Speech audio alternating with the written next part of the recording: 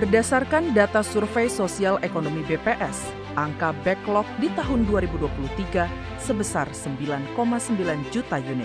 Tingginya angka backlog itu membuat pemerintah menjalankan program 3 juta rumah per tahun.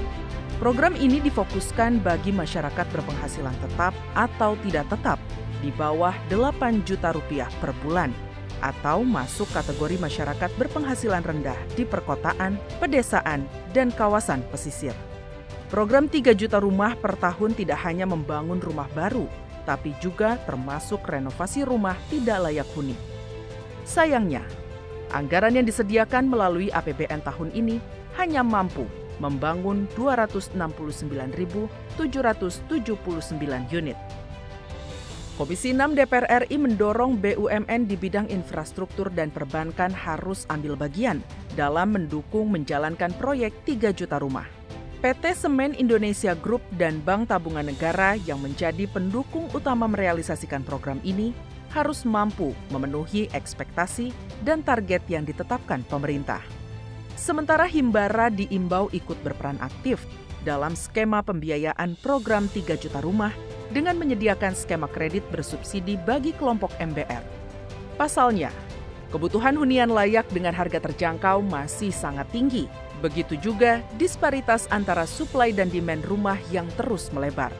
Kolaborasi lintas sektor baik pemerintah daerah, pengembang properti, dan sektor keuangan sangat penting untuk menyukseskan program 3 juta rumah. Bagaimana pemerintah membangun 3 juta rumah, tapi kemudian harganya bisa dijangkau sehingga bisa meningkatkan taraf hidup masyarakat. Bisa hidup layak, yang tadinya tidak punya rumah, kemudian bisa mendapatkan rumah. Itu tentu dengan melalui skim kredit yang bersubsidi. Dan ini sudah ada skim-skim tersebut yang diciptakan oleh negara. Pemerintah memiliki peran dalam memastikan ketersediaan hunian yang layak dan terjangkau bagi masyarakat, khususnya kelompok MBR. Transparansi informasi terkait program 3 juta rumah harus terwujud agar masyarakat bisa mengakses dan memahami dengan jelas target, sasaran, dan lokasi pembangunan rumah.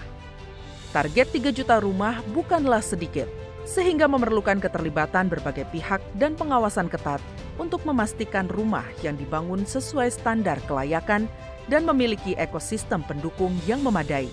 Sementara itu, alokasi rumah yang diperuntukkan bagi masyarakat pedesaan dan kawasan pesisir perlu diperbanyak di wilayah luar Jawa dan Sumatera. Pasalnya, masyarakat di luar pulau itu lebih banyak yang membutuhkan.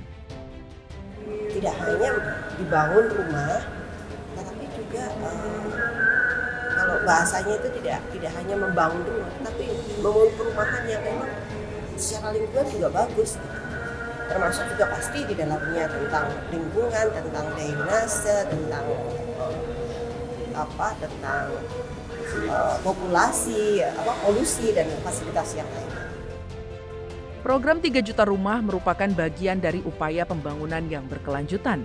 Untuk itu, rumah yang dibangun jangan sekedar terjangkau secara harga, tetapi juga layak secara fasilitas dan aksesibilitas. Dengan begitu, masyarakat yang menghuni rumah tersebut mudah menjangkau sekolah, transportasi umum, rumah sakit, dan fasilitas publik lainnya.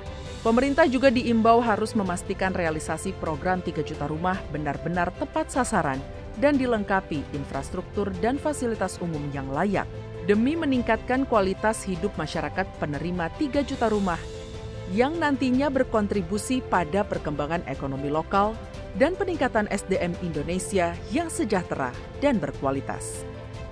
Pertama, tepat sasaran.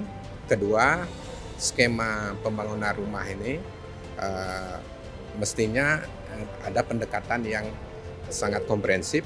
Pertama nanti dari sisi penataan lingkungan yang lebih sehat, kemudian supporting terhadap dari sisi kesehatan, kemudian kedekatan ada infrastruktur pendukung misalnya fasilitas sekolah,